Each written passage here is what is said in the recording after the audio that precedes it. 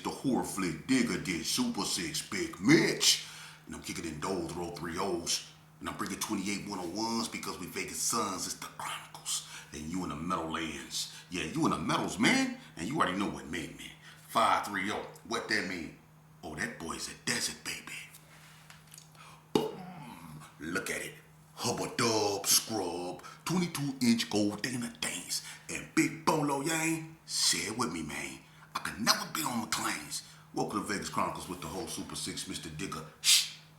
Dick Big Mitch. And today, like any other day, y'all know what we do. We kick action with factuals with no additives and no preservatives. Just raw and uncut. Like what? Like summer sausages and crackers. You already know. Shout out to everybody that's been rocking with me. Shout out to everybody that's been supporting my platform, man. Check this out. Let's jump right off into it. I know I left off telling y'all a story about, the B-Dogs and a situation they took with me and Cornbread, and I'm going to get into that.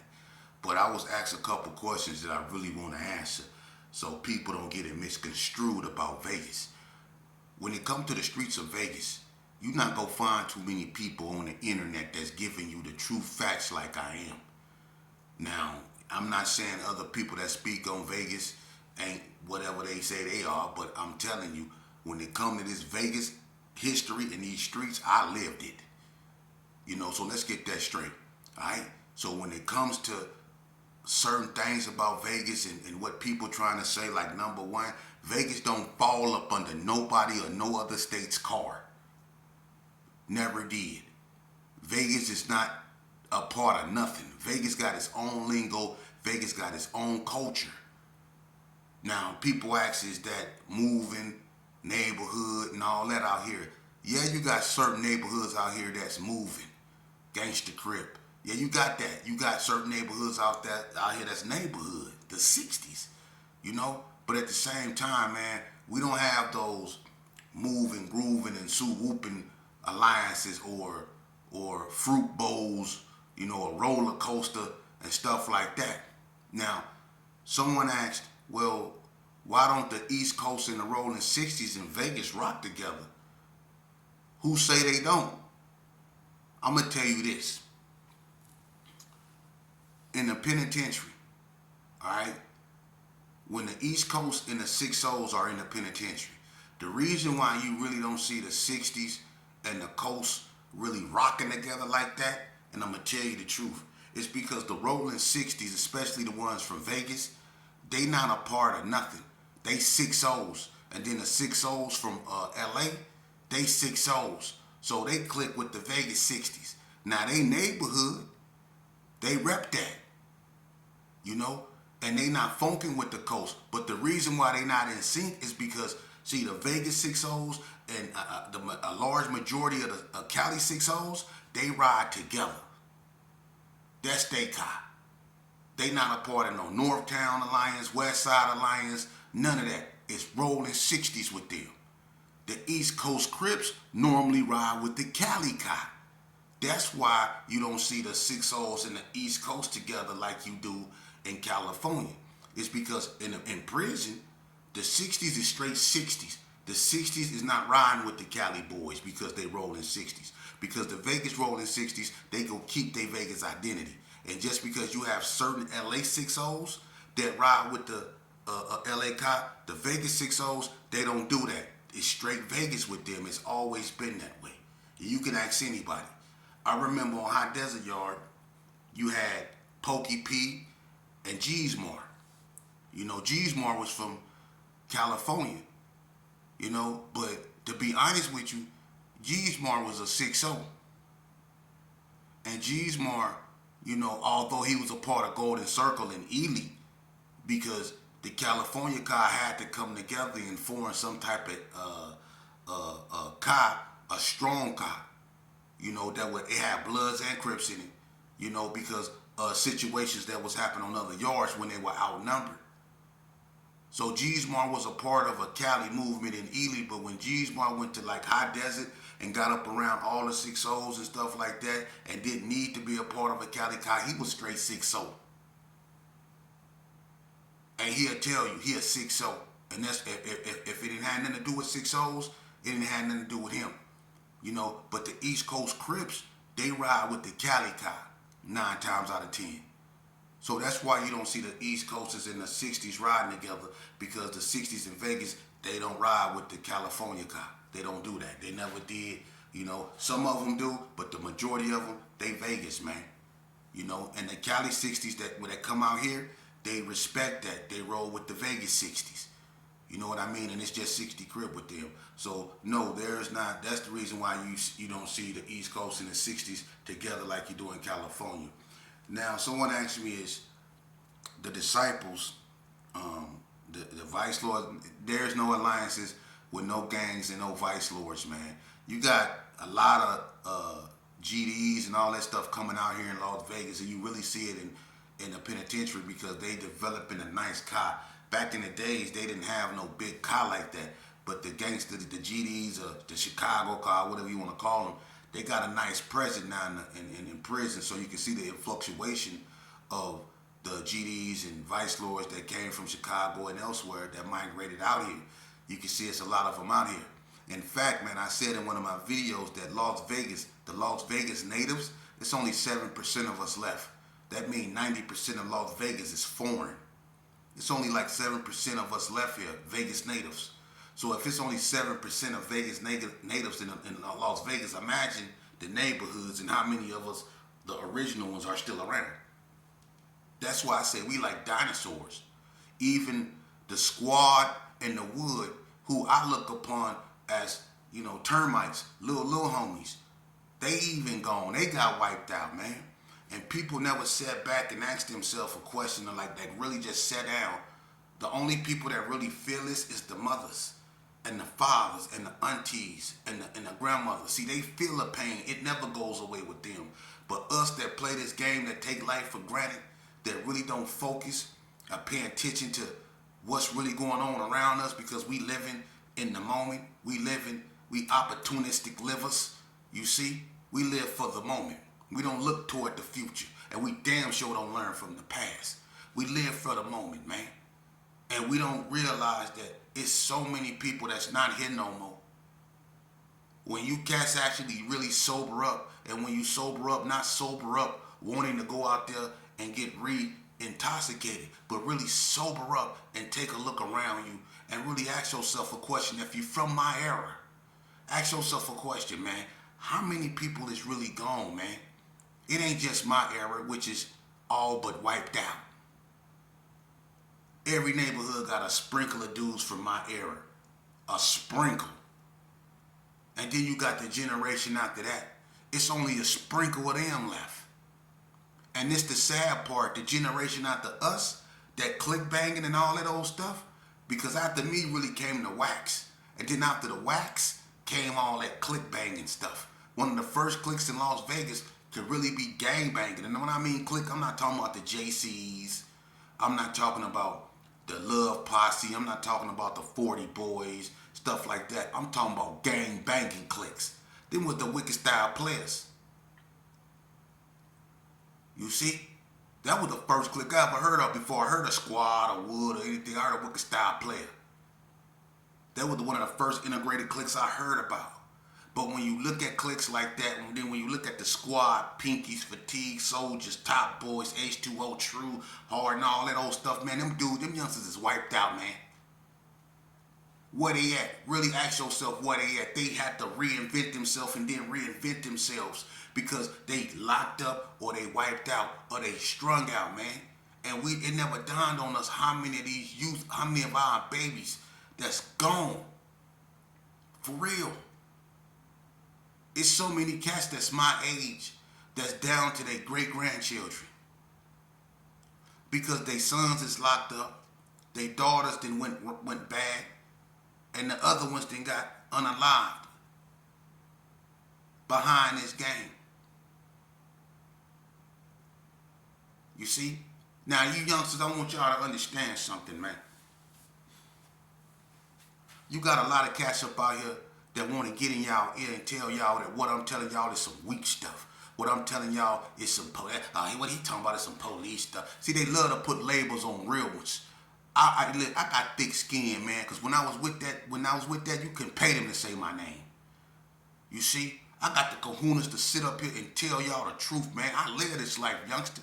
There's nothing you can pull that I ain't pulled. There's nothing that you can shoot that I ain't shot. And there's nobody that you can harm that I ain't hurt. I ain't already done that, man. And I suffered the consequences for it, mentally and physically. And I bear the scars of it, mentally and physically. So let me tell you something, youngster. The best thing for you to do, it's not about being tough and proving points no more, because that's going to only get you an early demise.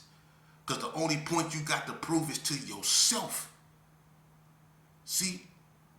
And when you start putting what you think and how you feel first, you will live a lot longer and your life will be much peaceful. But you in a culture that thrives off he say, she say. You don't live your life according to how you feel. You live a life according to what they say, what the homies say. Because y'all always on Facebook taunting each other, always on YouTube or on the internet doing stuff you're not supposed to do. You know, and it got to the point now to where the internet is getting people unalive just as much, if not more, than the streets actually is. This is the streets now. The internet, where you can be anything you want to be. You can catch the Rico, you can catch whatever on this internet. I'm telling y'all the real, man. And it's not about being from Chicago, California, wherever, man. Blood bleed red. Pain is pain. A mama tears in California ain't no more wetter than a mama tears in Vegas. They all suffering. And this need to stop, man. And shame on all you cats out there that's getting up here and putting our children who obviously suffer from some type of defect. And y'all think that's tough because a dude will get up here and get to holler, on this, on that, I'll take that fade. I'll knock you off the back. I'll knock you off. And all that old stuff, man. Y'all think that's gangster? That ain't gangster. That ain't gangster at all. Nah, that's someone in serious need of therapy, man. We need to start taking that serious, man. Some people really suffer from some serious issues, man. And we think they loped out. We think they tough. That ain't the case, bruh. You see? And look around your community. I don't care where you at. Look around your community. If you in Las Vegas, see, I'm from Vegas, man. And when you used to drive down Martin Luther King, we ain't had much over here. This the desert. I'm a desert baby for real. We ain't had nothing but desert. But we had one another. And we made what we had the best of what it was, man. We brought vitality to our communities, man. I come from an era where they sold catfish on the side of the road along with zodiac signs on mirrors. Those little round glasses like this, the corduroy golf club hats. You see? I'm from that era where you can roll up Martin Luther King on the side of the road and go get you a big, nice watermelon. Or you can go get you some fish. Or you can go get you some roach clips to put up in your mirror. See, I come from that era. We had one another. We did it from here. You see? But we had respect for our elders. We opened the door for women. And when an old woman told me to pull my pants up, I did that. And if an old woman invited me into the house of God, I came in there. As much as I didn't want to go, I came in there because I had respect. We still sat at the table and ate. Some of us even said grace. In juvenile hall, before you even ate, you had to say grace. Dear God, thank you for this food that we're about to eat for the strength and nourishment of our body. Amen. You know I've been locked up a long time. I still remember the prayer. That's cold. That's cold. Hey, look. You know I keep a story on standby, right? I got one for you. Hey, look.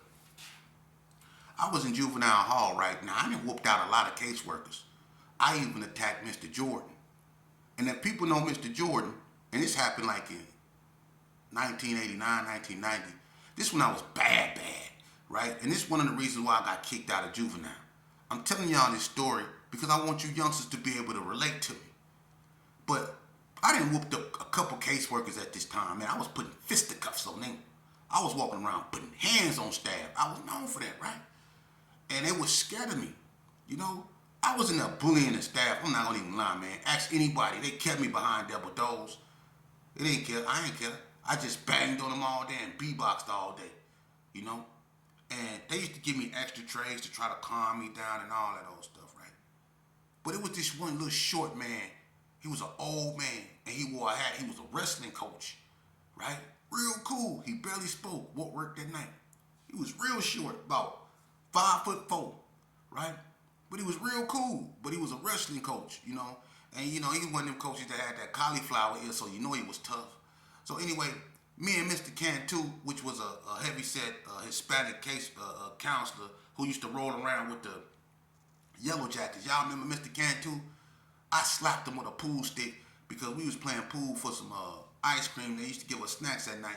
And he lied and didn't give me mine. So I whacked him with the pool stick, broke it on him, right? So they got me in double dose, right? I'm tripping, I'm mad, and I still want my ice cream. You know what I'm saying? It's bad up in there, man.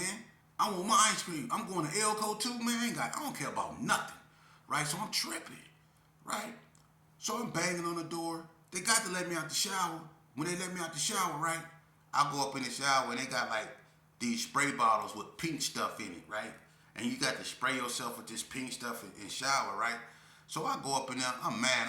I'm like, hey man, where my ice cream at? Where Mr. Cantu? They telling me basically they don't know nothing about what I'm saying and they take my shower so I can go back in my room. My whole thing, I ain't going back to nowhere. Y'all finna give me my ice cream. It's finna be a disturbance up in here, right? So when I get through taking a shower, I ask them again, where my ice cream at, man? I want my ice cream. And they like, man, ain't no ice cream. Oh, ain't no ice cream? I said, all right. So I went back up in the shower like I left something up in there, but I grabbed one of those spray bottles that had that pink stuff in it, and I unscrewed it. And I came out the shower, right? And it was that one buff black dude that got the weird voice, Mr. Strahan, I think his name is, Strahan. And he talked like this, oh, I'm gonna beat your ass. He got like a raspy voice, right? And I come up out of there, and you know, he got his little Jerry curl. He one of those dudes that thought he was tough too. I come up out of there, he was like, come on, man, I ain't coming nowhere. And he tried to like come up in there like he was gonna get me. I threw that pink stuff everywhere, threw it in his face, threw it everywhere, and I shot up out of there. I was gone. I ran out there, man, and the first thing I'm known for doing is grabbing pool balls. And I ran out there, and they keep them in these little Folger cans, big Folger can. They keep the pool balls in there. Man, I went out there, and I got to grabbing pool balls. I started rocking the case. So I was rocking. I want my ice cream. Want my ice cream? I started throwing pool balls there till I got tired. And it was this little short man, this little white. I ain't gonna never forget him. I forget his name, man. But look what he do. He tried to calm me down when I was throwing them pool balls. He was telling me, I should have listened to him because he was telling me he would give me some ice cream. He told me he would. He told me just lock down. I wasn't listening. I should listen to that man, right? So I was throwing him, right? Throwing him a pool ball, and I let him get up on me because he was acting all calm like he wasn't trying to hurt me.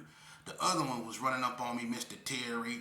He was running up on me and stuff, and I had him jumping in the air, getting away from them pool balls, right? But the little short guy, he got up on me, and I didn't consider him no threat because the way he was acting.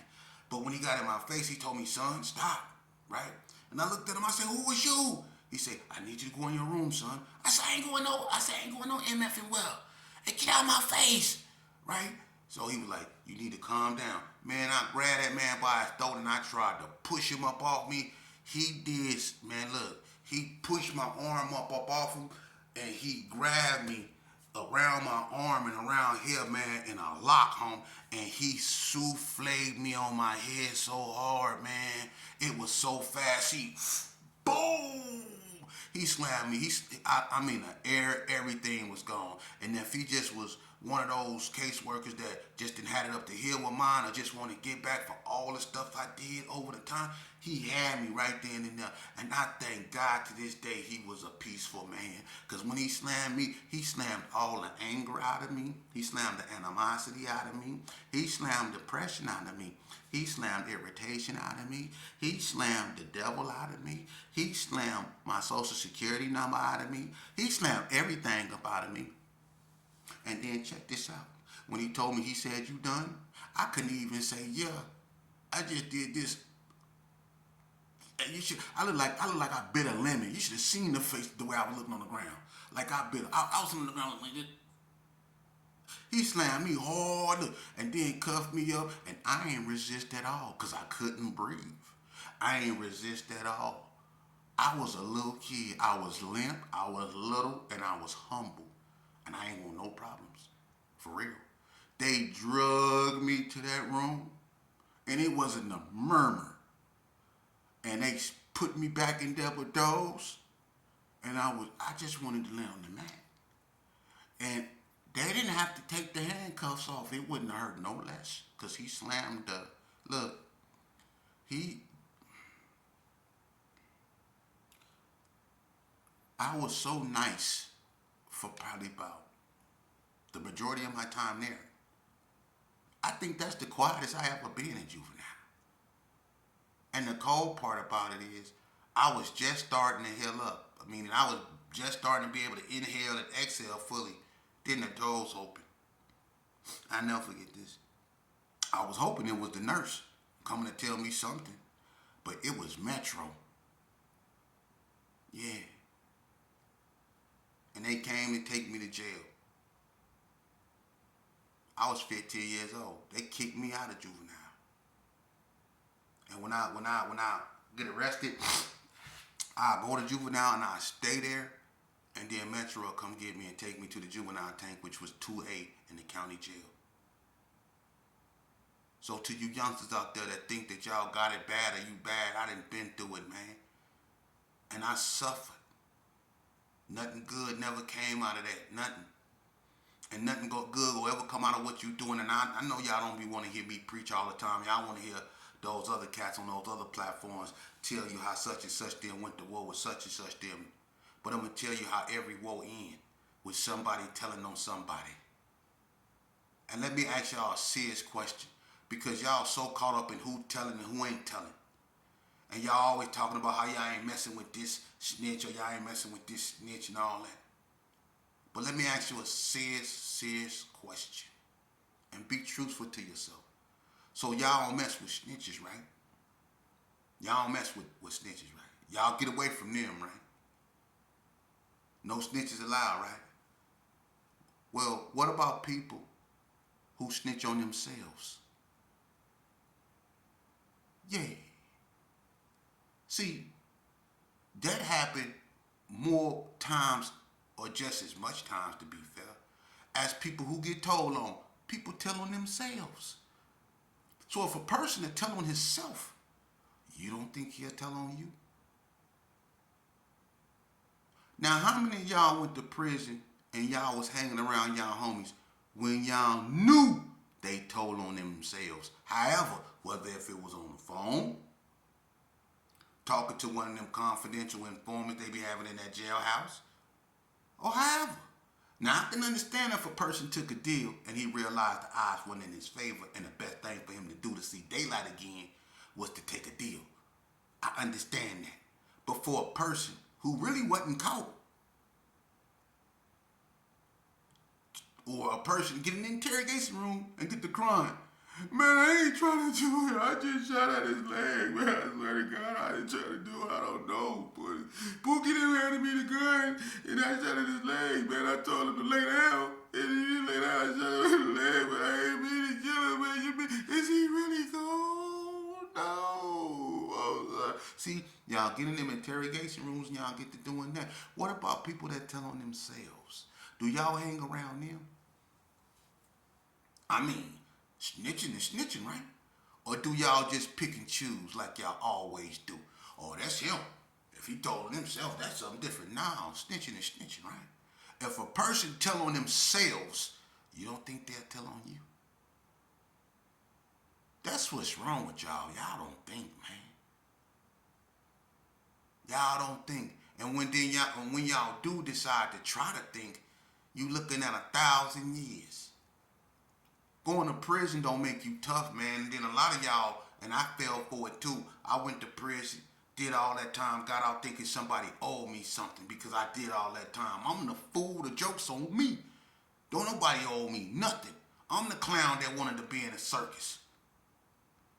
You see? And the same thing gonna happen to you. Y'all want to be known as gunners and all this old stuff, boy. You go to that prison for a long time to get out, you gonna become a vague memory. Life that went on without me, it had moved on. Everybody gone. The neighborhoods, everybody gone. When I got up out of here, when I got back out, I didn't know what was what, man. And being in a controlled environment for that long and put back out here and expected to, blend back in with society. Come on, man. And you wonder why recidivism, meaning why people go back so much, you wonder why that's so high. How you expect a person that done 2 decades to get up out here and just blend back in with society? Well, just take your time. What do you mean time? What time? Just take your time. What you mean, just take my time? I took my time going in the Meadows Mall. I took my time. I walked very slowly and ended up with a panic attack because so many people were moving around me. So much freedom. People jumping and doing things that'll get you normally shot at in an institutional environment. Going around people that be slapboxing, throwing their dukes up, and then looking like this because you still think it's a tower. Going to the shower with your shower shoes on. It's still hard for me to take a shower regular. Going in the stores, not knowing how to open nothing up, just standing there hoping it open up for you because everything else open up you standing in front of. So you figure it's gonna open it up, then you find yourself standing there for 5 minutes until somebody walk next to you and they open it, then you be like, dang,